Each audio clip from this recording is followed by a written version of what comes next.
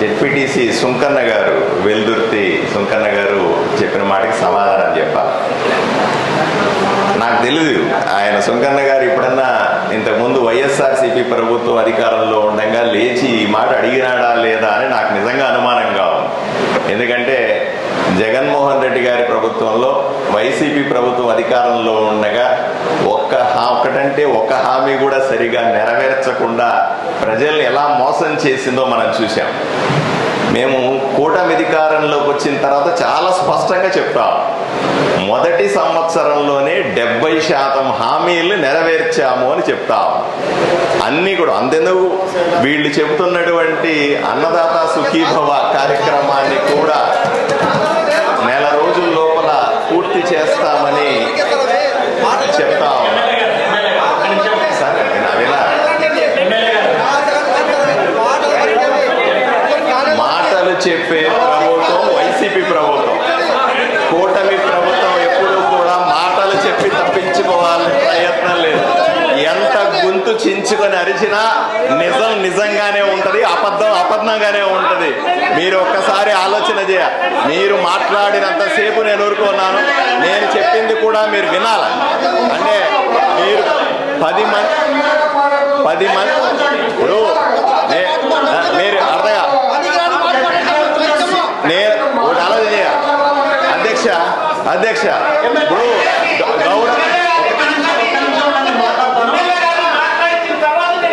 ఒక్క నిమిషం. ఇప్పుడు అధ్యక్ష గౌరవ జెడ్పీటీసీ సభ్యులు ఆరోపణ చేశారు కాబట్టి నేను దానికి వివరణ ఇచ్చుకోవాల్సిన బాధ్యత కూటమి ఎమ్మెల్యే మీద ఉంటుంది. స్పష్టంగా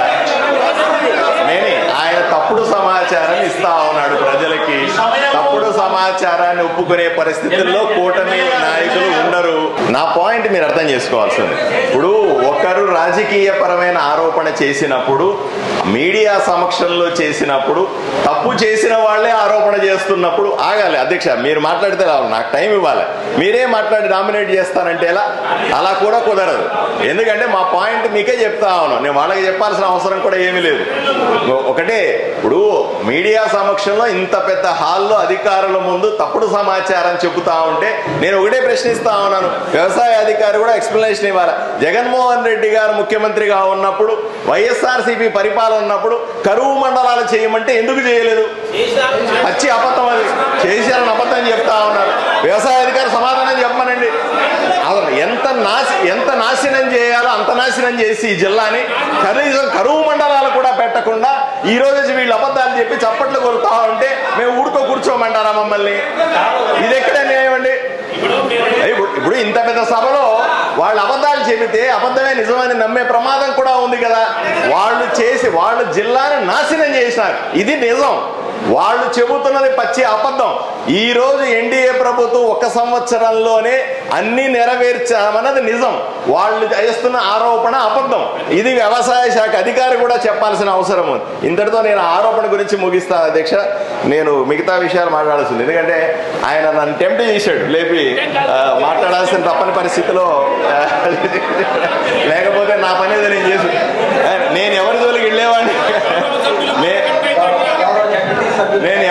వెళ్ళేవాడిని కాదు, నా జోలికి వస్తే వదిలేవాడిని కాదు.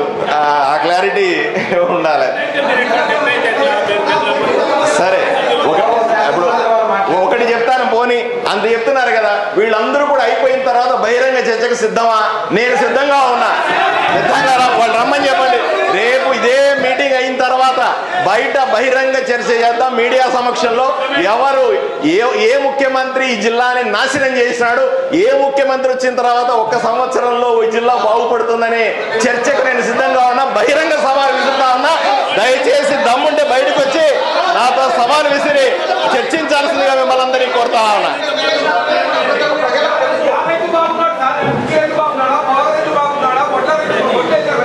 వాళ్ళందరినీ బాగు చేయడానికే కదా మేము ఉంటా.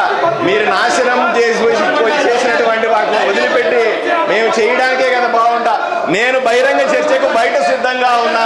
వీళ్ళు సిద్ధంగా ఉంటే బయటికి రమ్మనండి. మిగతా విషయాలు నేను మాట్లాడతా.